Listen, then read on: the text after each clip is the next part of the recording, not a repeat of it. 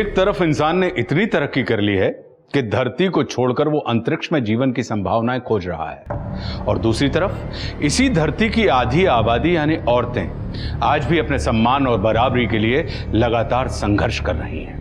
औरतें सुरक्षित रहें, सड़कों पर बिना किसी डर के आजादी के साथ घूमती रहें, इसके लिए अलग अलग देशों की सरकारें लगातार औरतों की सुरक्षा से संबंधित कानून बना रही हैं, पुराने कानूनों को और बेहतर कर रही हैं। इससे फर्क भी पड़ा है, लेकिन कहा जाता है कि भेड़ों को ज्यादा डर भेड़िए से नहीं बल्कि भेड़ की खाल में छिपे भेड़िए से होता है। ऐसा ही होता है जब शोषक घर की चार दीवारी के अंदर औरतों के साथ उनका शुभचिंतक, उनका मसीहा बनकर रह रहा हो, और ऐसा होने पर कौन सा कानून है जो औरतों को सुरक्षा प्रदान कर सकता है?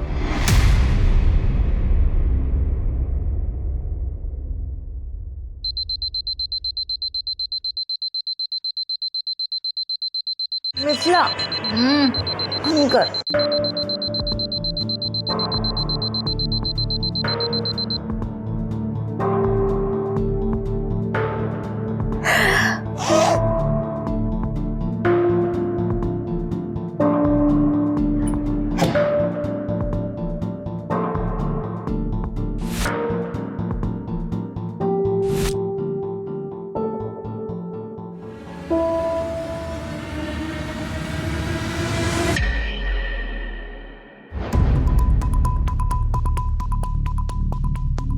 गाड़ी तूने फिर से टैप खुला छोड़ दिया था।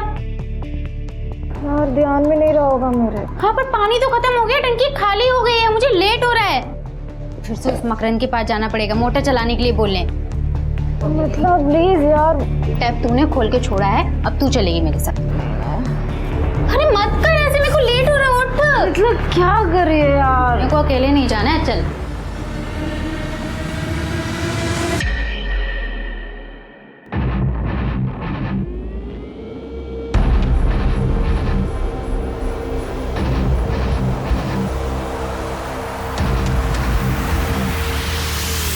क्या है? क्या काम है? अंकल, हमारे वॉशरूम का टैप खुला रह गया था तो पानी खत्म हो गया। आप प्लीज 5 मिनट के लिए मोटर चला दीजिए। नल तुम लोगों ने खुला छोड़ दिया और तुम्हारे लिए मैं मोटर ऑन कर दूं। शाम को जब मोटर ऑन करूंगा ना तब भर लेना पानी। जाओ यहाँ से। ओ अंकल, क्या शाम को? हाँ, हमें काम अभी है और आप कह रहे हो शाम को चलाओगे? देखिए, मेरे रूम की टंकी भी खाली हो गई है, जाइए मोटर चालू कीजिए। ठीक है 5 मिनट के लिए मोटर ऑन करूंगा, जिसको जितना पानी भरना है भर लो। वाह दीदी, आपने अंकल की कौन सी नस दबा रखी है कि आपको कुछ भी नहीं कहते, उल्टा आपकी सारी बात मान लेते हैं। अरे है एक सीक्रेट। जाओ तुम लोग जाके पहले पानी भरो, मैं वापस मोटर चालू नहीं करवाऊंगी।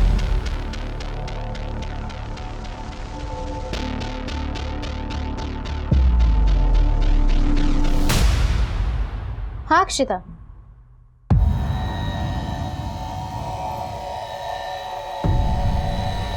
कब हुआ? क्या हुआ मिथिला, क्या हुआ? क्या? पापा को हार्ट अटैक आया। पापा नहीं।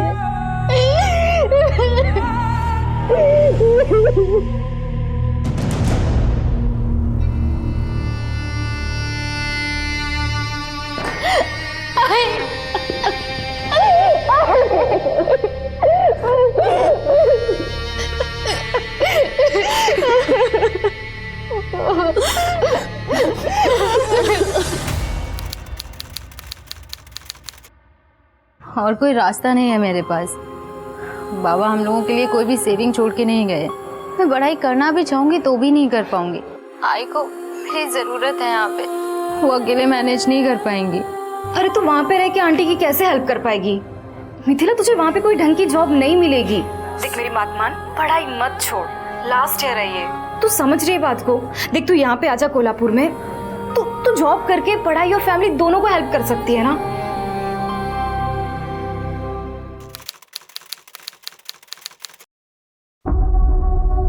सुन मिथिला, तू ना टेंशन मत ले, मैं तुझे अपने एजेंट का नंबर देती हूँ, उसने मेरे लिए भी जॉब लगवाई थी, तेरे लिए भी कोई जॉब ढूंढ लेगा वो। हाँ ये देखो यहाँ पर हैं सब। दादा आप, पापा ने कॉल करके बताया नहीं कि आप आने वाले थे। अरे तुम्हारे पापा बता देते तो तुम्हारे दादा को तुम्हारी ये पंचायत कैसे पता चलती? हैं? देख लो, तुम्हारे पापा के पैसों से ये पढ़ाई चल रही है इनकी। घारकी के पापा के पैसे है ना, तो उससे वो पंचायत करे या पढ़ाई, आपको क्या करना है? अच्छा ये बताओ, तुम यहाँ पर रहने वाले हो या जाने वाले हो? नहीं, वो कमरा तुम्हारे लिए साफ करना पड़ेगा मुझे। नहीं अंकल, इसकी कोई ज़रूरत नहीं है, मैं कुछ देर में चला जाऊँगा। हाँ ठीक है।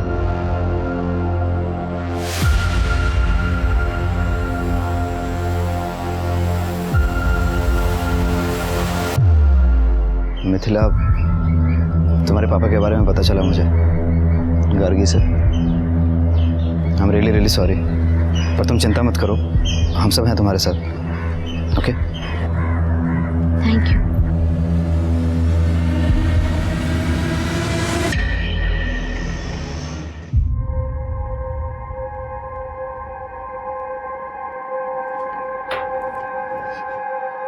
मिल गई जो?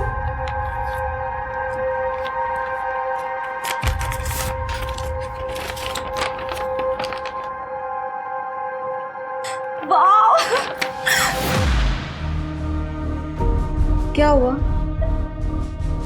तू खुश नहीं लग रही है? नहीं, खुश हूँ मैं।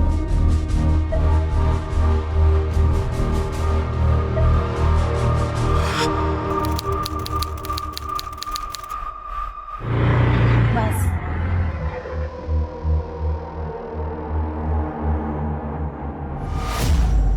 मैडम, आपका pocket. Thank you.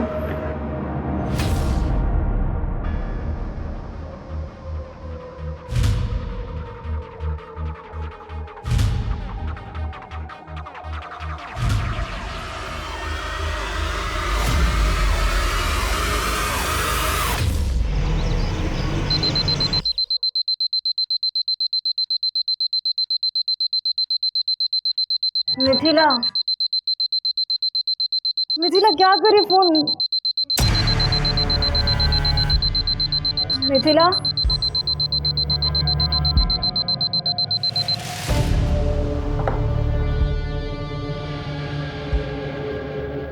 Mithila, Mithila,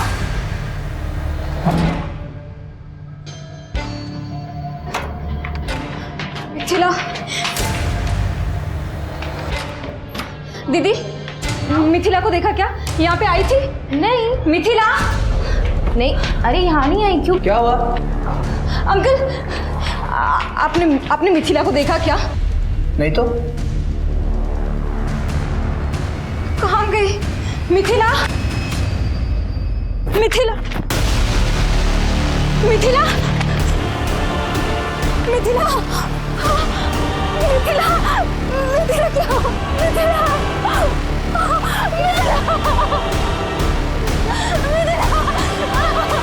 Mithila,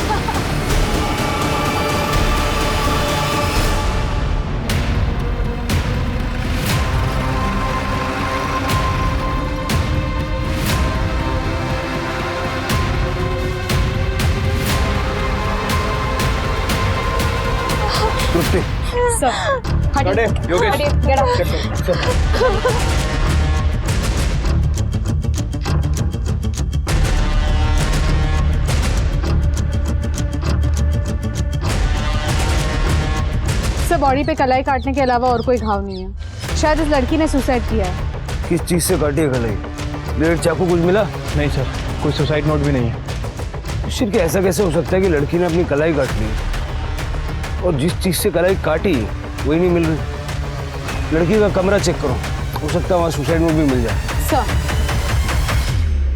ये घर आप ही का है? हाँ, मेरा पुश्तैनी मकान है ये।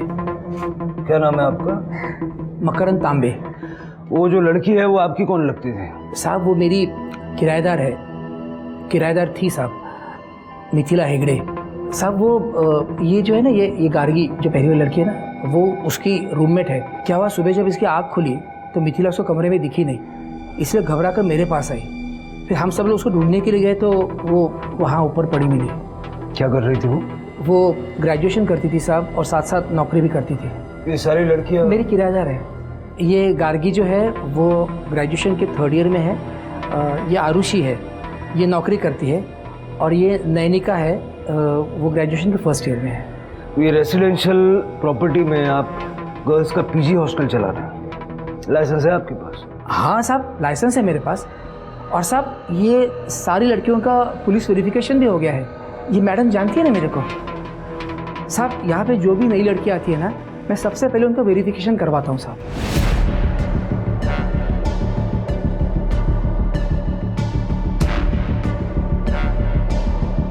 सीसीटीवी नहीं है? नहीं है साहब, पर लगवा लूँगा, जल्दी लगवा लूँगा। इन लड़कियों की सेफ्टी के लिए गार्ड तो रखा होगा आपने? अरे साहब मैं रिटायर आदमी हूँ साहब, ये जो किराया देती है उसमें से मुश्किल से मेरा खर्चा चलता है। अब मैं इतने कम पैसों में गार्ड कहाँ से रखूँगा? जब आप इन लड़कियों की सेफ्टी का कोई इंतजाम नहीं कर सकते तो ये गर्ल्स पीजी हॉस्टल चला क्यों रहे हैं? साहब 10 साल से हॉस्टल चला रहा हूँ साहब, और इनको किसी को कोई प्रॉब्लम नहीं है। और इन लड़कियों के पास उनके अपने कमरे की चाबियाँ भी है। आपकी फैमिली में? मेरी बीवी की डेथ हो गई साहब, मेरे कोई बच्चे नहीं है, इसीलिए इतना बड़ा घर है तो मैं कमरे किराए पे देता हूँ।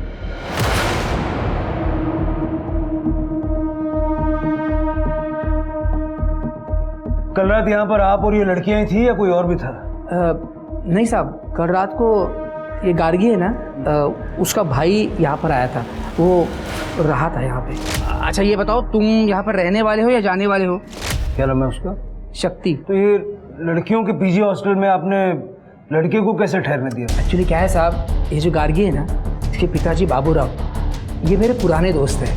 तो शक्ति अपनी बहन से मिलने के लिए कभी कभी यहाँ आ जाता है। वैसे उसको कल लेट हो गया तो यहीं पे रुका था। पीछे की तरफ एक कमरा है साहब, वो वहीं पे रुका था। अभी कहाँ? क्या? कौन? शक्ति। सर वो सुबह ही चला गया, मुझे पता ही नहीं चला। पता कैसे नहीं चला? सर क्या है कि वो उस कमरे से ना बाहर जाने के लिए एक और रास्ता है, तो वहाँ से जाने के लिए फिर यहाँ से जाने की ज़रूरत नहीं पड़ती। हो सकता है वो उसी रास्ते से बाहर चला गया होगा और मुझे पता नहीं चला होगा।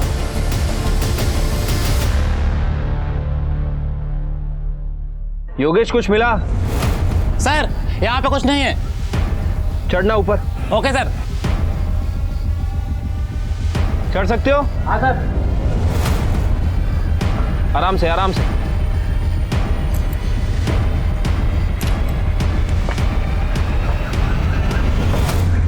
तुम लड़कियां एक अकेले आदमी के साथ इस घर में रहती हो, कभी कोई परेशानी नहीं होती? वो सर यहाँ रेंट बाकी सब जगह से कम है, और मकरंद अंकल ये साइड पे अपने रूम में रहते थे और हम लोग सब लोग उस साइड पे। हमारा किसी से लेना ना देना था, तो प्रॉब्लम कहाँ से होगी? मिथिला तुम्हारी रूममेट थी ना? कल रात को क्या हुआ था पूरा डिटेल में बताओ। सर कल मैं 12 बजे तक पढ़ रही थी, उसके बाद मैं सो गई। फिर मिथिला कब रूम से बाहर गई, क्या हुआ मुझे कुछ भी नहीं पता। मिथिला परेशान थी क्या? मतलब इतनी ज़्यादा परेशान कि वो सुसाइड कर ले? सर मिथिला के पापा की 2 महीने पहले डेथ हो गई थी, तब से वो बहुत परेशान थी। उसको पैसों को लेकर भी प्रॉब्लम हो रही थी। ऐसा कहा उसने तुमसे?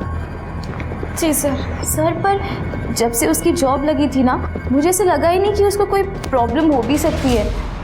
वो टाइम पर घर पे पैसे भी भेजती थी और कॉलेज भी जाती थी।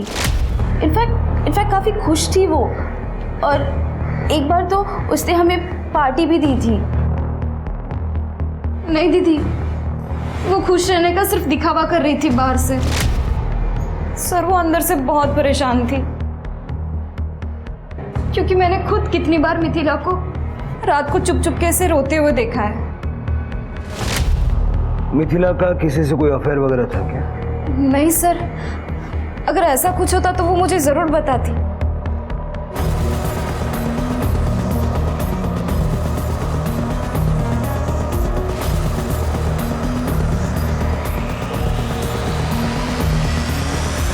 तुम्हारा भाई शक्ति यहाँ रुका हुआ था रात को, सुबह बिना तुमसे मिले चला गया। सर शक्ति दादा ने मुझे रात को ही बता दिया था कि वो सुबह जल्दी चले जाएंगे। सर गार्गी और मिथिला के रूम से कोई सुसाइड नोट तो नहीं मिला है, लेकिन ये फ़ोन मिला है। सर ये फ़ोन तो मिथिला का ही है। फॉरेंसिक में भेज दो इसको। और सर ये 2 लाख रुपए मिले हैं कबर्ड से। अभी थोड़ी देर पहले तुम बता रही थी कि उसके पिताजी का देहांत हो गया 2 महीने पहले और पैसों को लेके बहुत परेशान थी वो। अब अचानक से ये 2 लाख कहाँ से आ गए? सर मुझे नहीं पता है, मिथिला ने कभी मुझे इन पैसों के बारे में नहीं बताया। अपने भाई को फ़ोन करके बुलाओ, बात करनी है उससे। जी सर।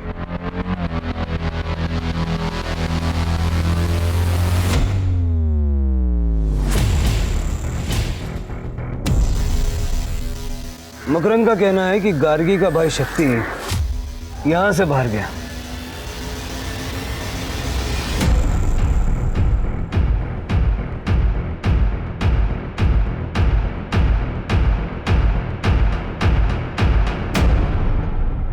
शिरके कहीं ऐसा तो नहीं है कि मिथिला का मर्डर करके सीन को सुसाइड में कन्वर्ट किया है?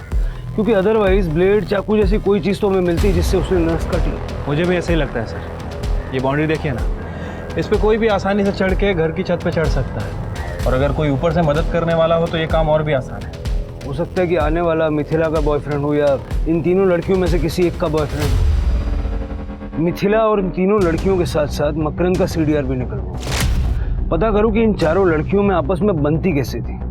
इस मकरंद के साथ कोई मसला था क्या, या मोहल्ले का कोई मनचला मिथिला पे नजर रखे हुए था, उसे परेशान करता था क्या? और तृप्ति, सबसे पहले मिथिला के ऑफिस जाके जो 2 लाख हमें मिले हैं, पता करो वो पैसा ऑफिस का तो नहीं है। सर मैडम, ऑफिस के सारे पैसे की लेन देन मैं ही हैंडल करती हूँ। फिर मिथिला जैसी नई लड़की जो रिसेप्शनिस्ट हो, उसे मैं 2 लाख रुपए क्यों दूंगी? आप चाहो तो हमारा लेजर चेक कर सकते हो मैडम, इसमें एक एक पैसे का हिसाब लिखा है। मिथिला को कोई प्रॉब्लम थी ऑफिस में? कोई लव अफेयर? ऑफिस में तो ऐसा कुछ भी नहीं था। फिर वो बाहर जाकर अपनी लाइफ में क्या करती थी, इसमें कंपनी का क्या लेना देना? घर जाने की इतनी क्या जल्दी थी कि सुबह 6 बजे निकल गए? सर मिथिला के सुसाइड से शक्ति का क्या लेना देना? इसे तो मैं ही भेजता था गार्गी से मिलने के लिए, वरना ये वहां क्यों जाता? कल भी मैंने ही भेजा था इसे। मैं बात कर रहा हूँ ना उससे। बैठ जाइए। मिथिला से बातचीत होती थी तुम्हारी? हाँ सर, जरूरत भर की बात होती थी। जरूरत भर की? कोई यारी दोस्ती, प्यार मोहब्बत? नहीं सर, गार्गी यहीं बैठी है, ऐसा कुछ नहीं था सर, आप उसे पूछ सकते हैं।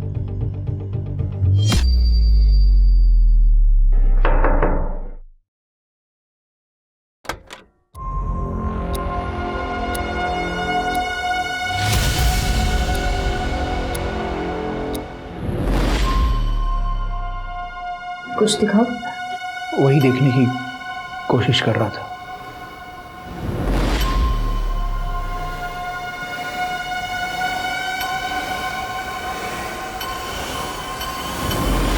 मिथिला 20,000 की सैलरी में जॉब कर रही थी, साथ साथ पढ़ाई कर रही थी और आपको भी पैसे भेज रही थी। उसकी जॉब लगे सिर्फ 2 महीने हुए थे, लेकिन उसके कबर्ड से हमें 2 लाख रुपया कैश मिला। उसके ऑफिस वाले ने दिए होंगे सर। उसके ऑफिस में हमने बात की, वो पैसा ऑफिस का नहीं है। ऐसा कौन हो सकता है जो मिथिला को इतना पैसा देगा? पता नहीं सर। मिथिला की जिंदगी में कोई लड़का? वो यहाँ कोल्हापुर में रहती थी। अगर उसकी जिंदगी में कोई लड़का था भी तो हमें कैसे पता होगा? उसकी रूममेट है गार्गी। गार्गी से तो कोई परेशानी नहीं थी? नहीं सर, गार्गी तो उसकी बहन जैसी थी। हम तो जलगांव में रहते हैं, यहाँ कोल्हापुर में गार्गी उसकी फैमिली थी। ठीक है, अभी आप जा सकते हैं। अगर जरूरत पड़ेगी तो दोबारा आपसे संपर्क करेंगे। सांगली से लेकर कोल्हापुर तक कुछ भी हो, आपको हमेशा मेरी गलती दिखाई दी है पापा। तो बोलता क्यों नहीं? सुबह जब 6 बजे यहाँ से निकला था तू, तो सांगली 12 बजे क्यों पहुंचा? सच बता शक्ति, तेरा उस लड़की के साथ कुछ चल रहा था क्या? बाबा अगर ऐसा कुछ भी होता दादा और मिथिला के बीच में, तो मुझे तो पता ही होता ना। ठीक है, देखते हैं। सर, ये मिथिला की कॉल डिटेल्स मैंने चेक किए हैं। अफेयर जैसा तो कुछ दिख नहीं रहा है सर, लेकिन इस मिथिला ने 20 तारीख को ऑफिस से निकलने के बाद जनजीवन पार्टी के अध्यक्ष प्रभाकर शिंदे को फ़ोन किया था। और सर, उसके फ़ोन लोकेशन के हिसाब से वो अपने हॉस्टल नहीं गई थी, बल्कि डायरेक्ट प्रभाकर शिंदे के घर गई थी। मिथिला जैसी आम लड़की प्रभाकर शिंदे के साथ डायरेक्ट कांटेक्ट में? मैं जानता था इस लड़की को, मिथिला। हुआ ये कि एक जॉब एजेंट है मनक लखेरा, इधर सिटी मार्केट में बैठता है। तो ये लड़की उसके पास गई थी जॉब मांगने। सर प्लीज सर, मुझे जॉब की बहुत ज़रूरत है। कोई भी काम कहीं पर भी हो मैं करने के लिए रेडी हूँ सर। देखो तुम्हें सही बता रहा हूँ कि जॉब तो मार्केट में है नहीं, पर तुमको अगर जॉब की इतनी ज़्यादा ज़रूरत है तो एक काम कर सकती है। हाँ सर बताइए, मैं करूँगी। तो उसने मेरे पास भेज दिया इस मिथिला को। उसको जॉब की ज़रूरत थी, मैंने ही जॉब लगवाया उसको। शिंदे जी, ये तो 2 महीने पुरानी बात हो गई। परसों वो क्यों आई थी? पापा ने जहाँ जॉब लगवाई थी उसकी वहाँ पैसे कम मिल रहे थे उसे, तो दूसरी जॉब ढूंढ रही थी, उसी बारे में बात करने आई थी। सर प्लीज़ मेरी जॉब चेंज करवा दीजिए आप प्लीज़ सर। आपने कुछ पैसे भी दिए थे मिथिला को? उसको ज़रूरत थी, बहुत प्रॉब्लम में थी लड़की, तो मैंने 5,000 रुपये दिया उसको खर्चे पाने के लिए। 5,000? आपने 2 लाख रुपए दिए थे। 2 लाख?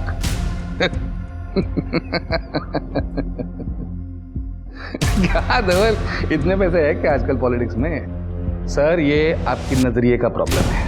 सच कहता हूँ, ऐसे किसी को भी 2-2 लाख बांटने जितने पैसे नहीं है मेरे पास।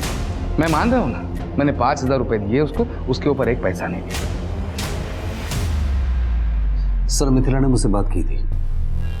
एक्चुअली क्या है कि वो जॉब बदलना चाहती थी और मार्केट की हालत इतनी खराब थी कि मैं चाहकर भी उसकी मदद कर नहीं सकता था। पर मैंने उसको ये कहा था कि तुम जो भी जॉब कर रही हो उसको कंटिन्यू रखो और जैसी कोई नई जॉब आएगी मैं तुम्हें दे दूंगा। पता नहीं उसकी वजह से मुझे कॉल नहीं किया।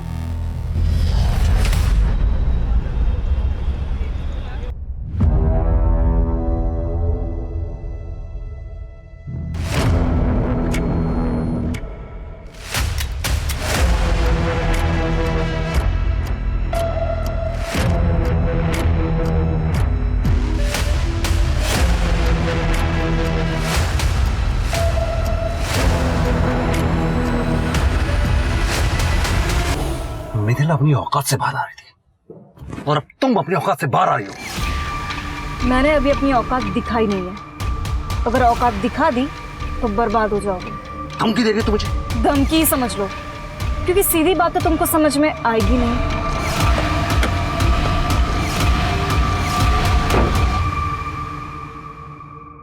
सर मिथिला की पोस्टमार्टम रिपोर्ट आ गई है।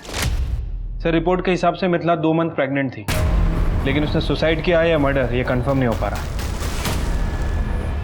ये तो केस ही उलझ गया सिर के।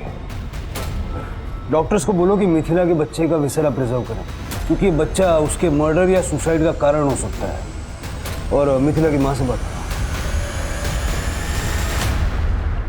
मैडम, मैं आपको पहले ही बता चुकी हूँ कि मैं किसी लड़की के बारे में नहीं जानती, तो फिर मैं कैसे बताऊँ कि मिथिला किसके बच्चे की माँ बनने वाली थी? गार्गी कहाँ गई थी? पता नहीं मैडम, हमारी सो के उठने से पहले ही वो रूम से कहीं चली गई थी।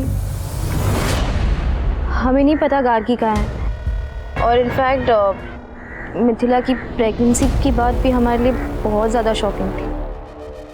तृप्ति, ये गार्गी का फ़ोन तो बंद आ रहा है। मेरे उसकी फादर से बात हुई, वो सांगली में ही है, लेकिन उन्हें भी नहीं पता कि गार्गी कहाँ है। ठीक है सर, मैं उसका फ़ोन सर्वेलेंस पे डालती हूँ ट्रैकिंग के लिए। सर मैम, मुझे आप लोगों को कुछ बताना था। वो जिस दिन मिथिला की डेड बॉडी टेरेस पर मिली थी, गार्गी बहुत ज़्यादा ही परेशान थी। इतनी परेशान कि जैसे उसे पहले से ही पता हो कि मिथिला को कुछ हो गया है। कहना क्या चाहती हैं आप? सर मैं बस इतना कहना चाहती हूँ कि मिथिला की डेथ के बाद से गार्गी बहुत ज़्यादा अजीब बिहेव कर रही है।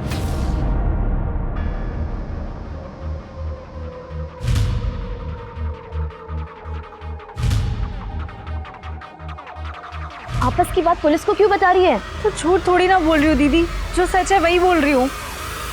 अपने अपने घरों से दूर रहकर पढ़ाई कर रही 2 रूममेट्स मिथिला और गार्गी के जीवन में कुछ तो बेहद संदेहास्पद चल रहा था। मिथिला की सीक्रेट प्रेगनेंसी उसकी हत्या या आत्महत्या के कंफ्यूजन को और ज्यादा बढ़ावा दे रही थी, जिसके बारे में किसी को नहीं पता था। जिसे पता हो सकता था वो थी गार्गी, और गार्गी अचानक गायब हो गई थी। सवाल कई थे जिनके जवाब पुलिस को ढूंढने थे, और शुरुआत उन्होंने गार्गी को ढूंढने से की। गार्गी मिली भी, मगर पुलिस को अपने सवालों के जवाब नहीं मिले, बल्कि उनके सवालों की फहरिस्त और ज्यादा लंबी होती चली गई।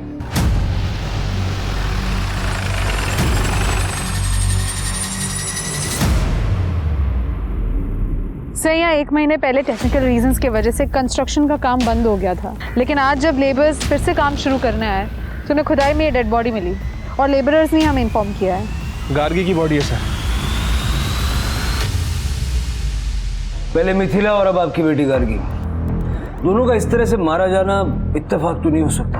पॉसिबल है कि गार्गी को मिथिला के बारे में या उसकी मौत के बारे में कुछ ऐसा पता था जो मिथिला का किलर नहीं चाहता था कि गार्गी सबको बताए, और इसीलिए उसने गार्गी को मार दिया। सर आखिर गार्गी मिथिला के बारे में ऐसा क्या जानती होगी? शायद मिथिला के होने वाले बच्चे के पिता का नाम। क्या मिथिला प्रेग्नेंट थी? 2 महीने से। क्यों, तुम्हें कॉन्फिडेंस था कि मिथिला कभी प्रेग्नेंट नहीं होगी? सर ऐसा कुछ नहीं है सर, अब मुझ पे फालतू में शक कर रहे हैं। अगर फालतू में शक कर रहे हैं तो डीएनए टेस्ट कराने में कोई प्रॉब्लम तो नहीं होगा तुम्हें?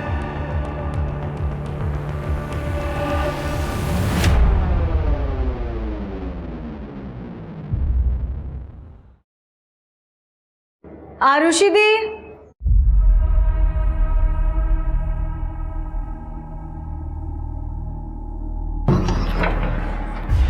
दीदी आप यहाँ पे क्या कर रहे हो? वो मैं रेंट देने आई थी। पर आप तो ऑनलाइन पे करते हो ना? हाँ, पर मेरा अकाउंट लॉक हो गया ना, तो सोचा कैश दे दो।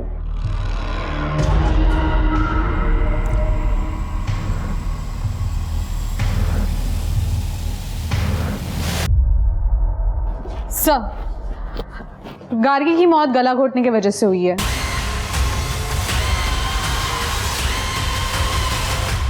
चौबीस से 25 जनवरी की रात 2 से 5 बजे के बीच, जिस रात गार्गी हॉस्टल से गायब हुई थी।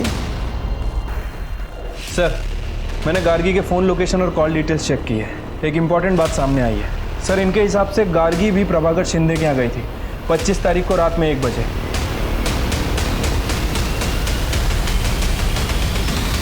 नेताजी, मिथिला आपके पास काम के लिए आई थी, गार्गी आपके पास क्यों आई थी? उसे आपसे क्या काम था? गार्गी को नेताजी से काम नहीं था, बल्कि नेताजी को गार्गी से काम था। नेताजी गार्गी के साथ कुछ डील करने वाले थे जो हो नहीं पाई। क्यों? ये कौन सी डील की बात कर रहे हैं? मिथिला के बच्चे का नाम ना बताने की डील, जो बच्चा आपका था। पाटिल, औकात में रहकर बात करो। 2 मिनट नहीं लगेगा आप सबकी वर्दी उतरवाने में। तो उस के मैंने बोला था नेताजी हैं, ऐसे काबू में नहीं आएंगे वो। दे दो इनको, दे दो। लीजिए, ये कोर्ट का ऑर्डर है आपके डीएनए टेस्ट का। और वैसे ये औकात देखने दिखाने वाली बातें तो हम करते नहीं, क्योंकि हमारा इस देश के कानून में विश्वास है, जो आप जैसे नेताओं को उनकी औकात याद दिलाने के लिए काफी है। चलिए।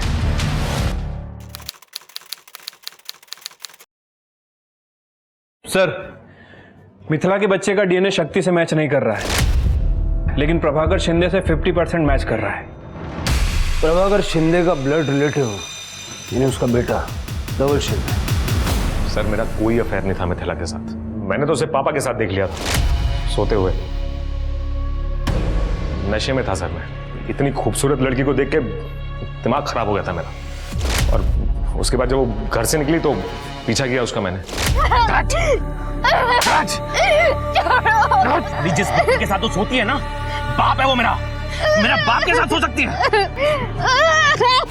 सर उसके बाद इस लड़की से मैं मिला तक नहीं हूं। मुझे तो पता भी नहीं था सर कि ये प्रेग्नेंट है। मेरा छोड़िए सर, उसे खुद नहीं पता था कि वो बच्चा किसका है, पापा का, मेरा या वो मनक का। वो जॉब एजेंट? हाँ सर। सर एक्चुअली मिथिला को नौकरी की जरूरत थी और मंत्री जी को मिथिला जैसी खूबसूरत लड़कियों की जरूरत थी। बस इसीलिए मैं मिथिला को मंत्री जी के पास लेकर गया था। हम जैसे नेता जनता की सेवा के लिए तो है, बस एक ही सवाल है कि सेवा के बदले आप मेवा क्या देती हो? सब मैं क्या दे सकती हूँ आपको?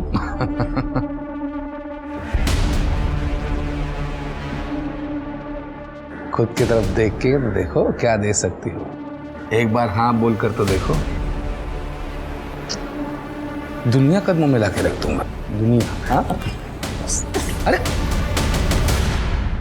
मिथिला अच्छी लड़की, लेकिन सर उसको पैसों की जरूरत थी, इसी वो दिन भाग जरूर गई, लेकिन 2 दिन के बाद फिर मेरे ऑफिस में वो आई थी। सर प्लीज मुझे एक बार मंत्री जी से मिलवा दीजिए। अब मैं इस बार नहीं भागूंगी सर। सर मुझे जॉब की बहुत जरूरत है। तुम भागोगी या नहीं भागोगी ये तो अब मुझे टेस्ट करना पड़ेगा।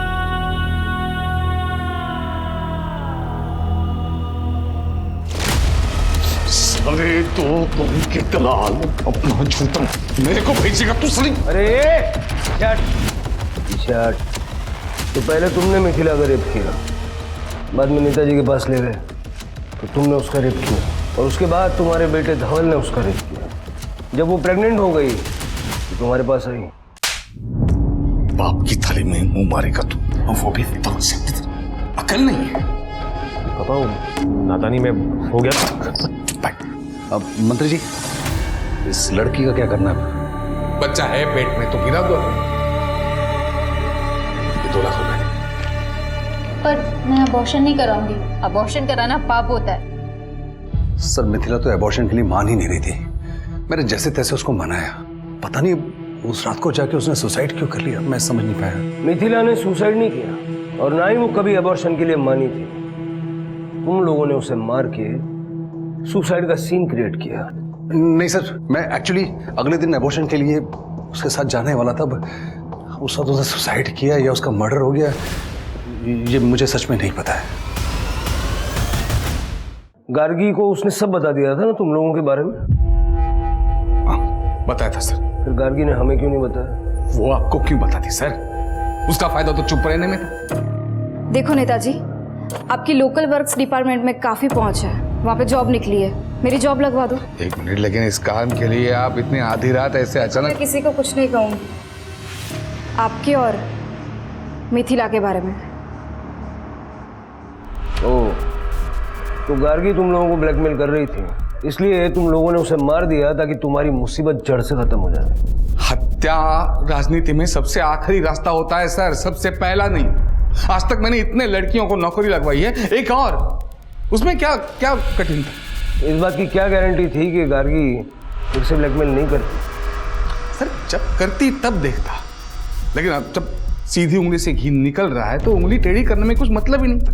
सर आप वो लोकल वर्क डिपार्टमेंट में पूछ लीजिए सर। गार्गी रात को मेरे घर आई, उसके दूसरे दिन सुबह मैंने उसके जॉब के लिए बात की थी। अगर उसको मुझे मारना ही होता तो मैं उसकी जॉब क्यों लगवाता? चलो मान लेता हूँ कि मिथिला और गार्गी के केस से तुम्हारा कोई लेना देना नहीं है, लेकिन रेप तो तुमने किया है। चल के नेताजी, उनका बेटा धवल और मानक, तीनों पे रेप का केस डालो। और तृप्ति, उन सभी लड़कियों से बात करो जिनकी नौकरी नेताजी और मानक ने मिलकर लगवाई है। आई एम श्योर उनमें कई लड़कियां ऐसी होंगी जिनका इन्होंने शोषण किया।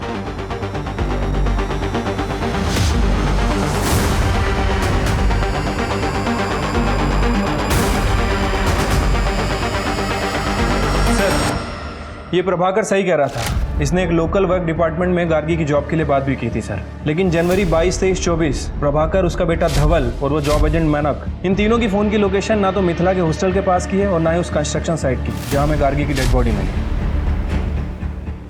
इन दोनों केसेस को फिर से खंगालो शिरके। हो सकता है किसी ने इस बात का फायदा उठा के गार्गी और मिथिला का मर्डर किया है कि ये दोनों इन चक्करों में उलझी हुई हैं और पुलिस दूसरी बातों पर ध्यान नहीं देगी। ठीक है सर।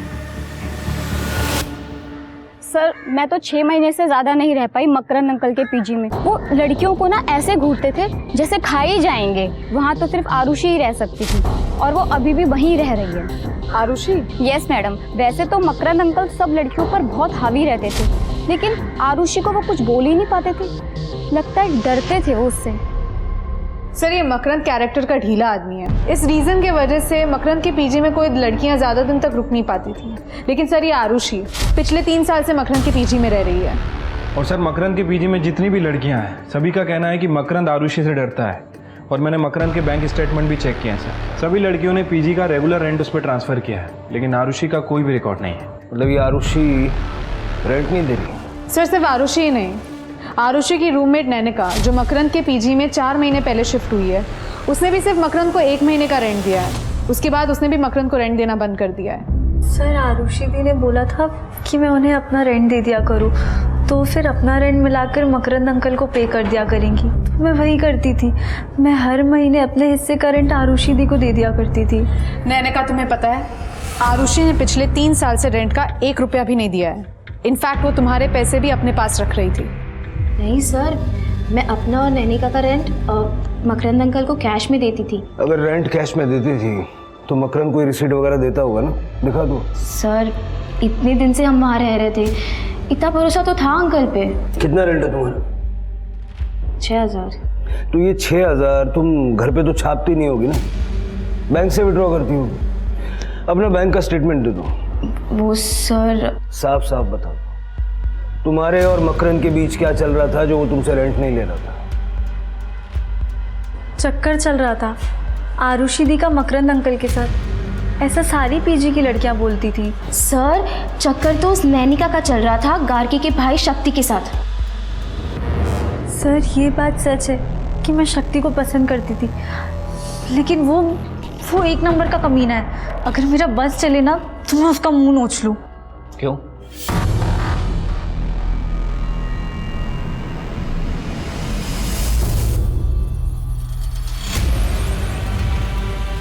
नानिका, नानिका क्या कर रही हो ये? अरे क्या हुआ? उठो यहाँ से, बाहर निकलो। अरे अरे निकलो यहाँ से। शक्ति क्या है? जाओ यहाँ से। शक्ति क्यों ऐसे बात कर रहे हो?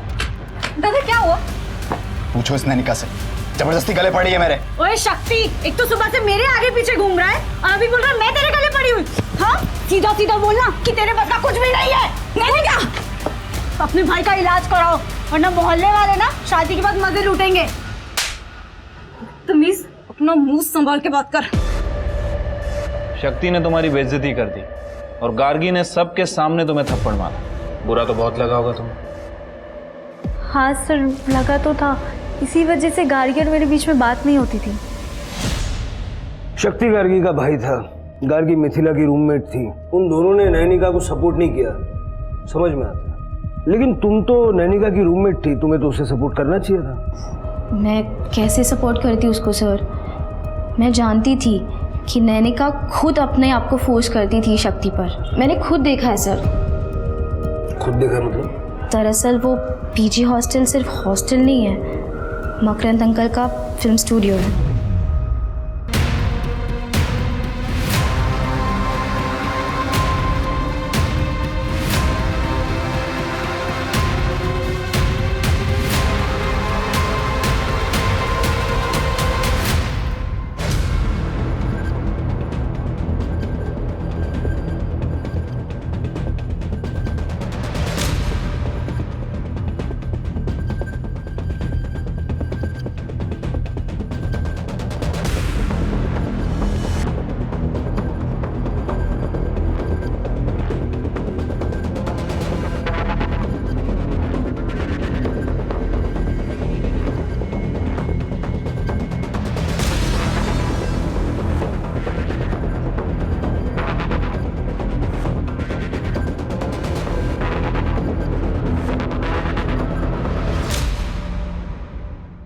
इधर आ, इधर आ। ये क्या है? ये पीजी के नाम पे फिल्म स्टूडियो चला रहा था क्या? हाँ? और जब आरुषि को पता चल गया तो वो किसी को बता ना दे, इसलिए बिना रेंट के उसे रहने दिया। बेटी की उम्र की लड़कियों के साथ ये कर रहा था। जब मिथिला और गार्गी को पता चल गया तो तेरी पोल न खुल जाए, इसलिए दोनों को मार दिया। साहब मिथिला ने सुसाइड किया है, आप फुटेज में देख लो।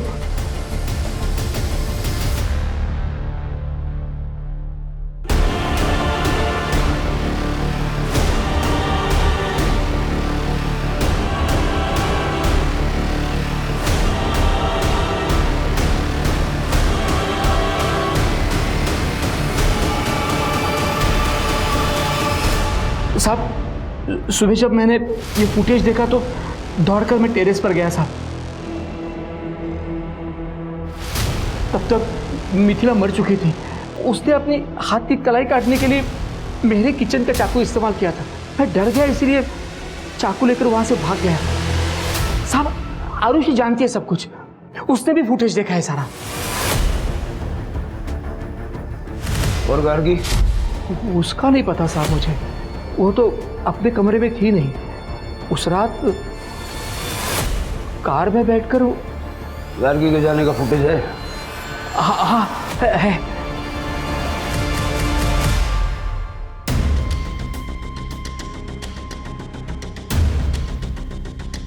साहब मैंने कुछ नहीं किया, मैंने सब पता करवाओ ये गाड़ी किसकी है।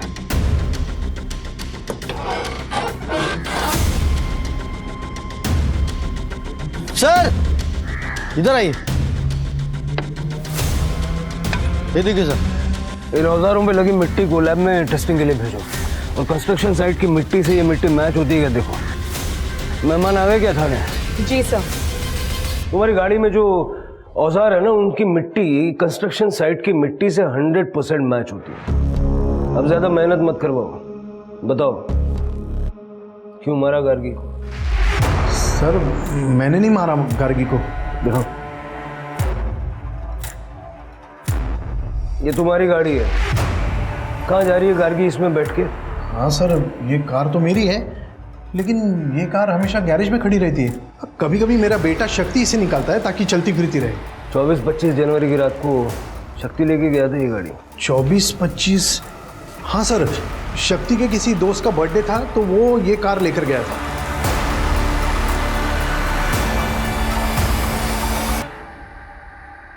मेरे पास कोई नौकरी नहीं थी तो पापा मुझे निकम्मा समझते थे। कुछ कमाने के बारे में सोचना, मुफ्त की रोटियां मत तोड़ना। यहाँ सोच जरा, पता नहीं कब सुधरेगा ये। गार्गी का चौकीदार बना के रखा था मुझे, जब देखो तब उसको देखने के लिए भेज देते थे। यहाँ तक कि सारा पैसा उसकी पढ़ाई पे खर्च कर देते थे। मैं समझ गया था कि गार्गी के रहते हुए मुझे पापा से एक भी ढेला मिलने वाला नहीं है। गार्गी को रास्ते से हटाना बहुत जरूरी था। सबसे पहले मैंने गार्गी की लाश को डंप करने की जगह ढूंढी, फिर उसे बुरा दिखाने के लिए मैंने गार्गी और नैनिका में झगड़ा करवाया। अपने भाई का इलाज कराओ, वरना मोहल्ले वाले ना शादी के बाद मजे लूटेंगे। तमीज, अपना मुंह संभाल के बात कर। मेरी प्लानिंग हो चुकी थी। गार्गी को मिथिला ने अपनी प्रेगनेंसी और रेप के बारे में बताया। तब मैं हॉस्टल में ही था, गार्गी ने मुझे बताया। वो तो पुलिस में जाने वाली थी। फिर मैंने उसे ब्लैकमेल करके लोकल वर्क्स डिपार्टमेंट में काम लेने का सपना दिखाया, लेकिन फिर उसी रात मिथिला ने सुसाइड कर लिया। मुझे लगा गार्गी पुलिस को सब बता देगी, लेकिन जॉब की वजह से उसने पुलिस को कुछ नहीं बताया, और यही तो मुझे चाहिए था। क्या चाहिए? सर, मिथिला के केस में आपको प्रभाकर के बारे में पता चला। गार्गी प्रभाकर को ब्लैकमेल कर रही है, ये पता चला तो पुलिस का सारा डाउट तो प्रभाकर के ऊपर जाएगा, मेरे ऊपर किसी का ध्यान ही नहीं जाएगा। मेरी प्लानिंग के हिसाब से मैं गार्गी को प्रभाकर के पास ले गया। गार्गी ने प्रभाकर को ब्लैकमेल किया, फिर मैं गार्गी को एक सुनसान जगह पर लेके गया। क्या हुआ भाई? पीछे से कुछ आवाज आ रही है, तुम बैठो मैं देखता हूँ।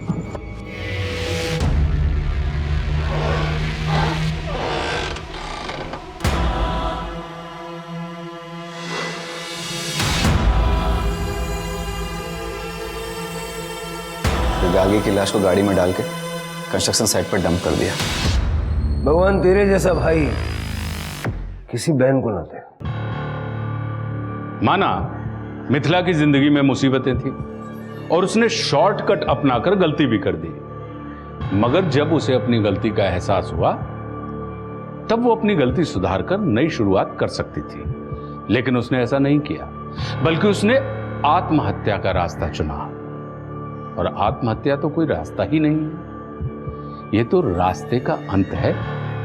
ये बात मिथिला को समझ में नहीं आई। अब शक्ति के बारे में क्या कहें? शक्ति खुद काबिल नहीं था, इसलिए अपनी बहन गार्गी की काबिलियत उसकी आंखों में खटकती थी। शक्ति ने अपनी कमियों को दूर करने की जगह अपनी कमियों का ठीकरा गार्गी के सर पे फोड़ दिया और उसकी हत्या कर दी, जिसका नतीजा आप लोगों के सामने है।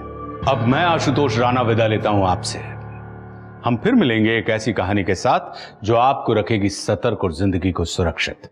तब तक अपना और अपने परिवार का ख्याल रखिए और देखते रहिए क्राइम पेट्रोल।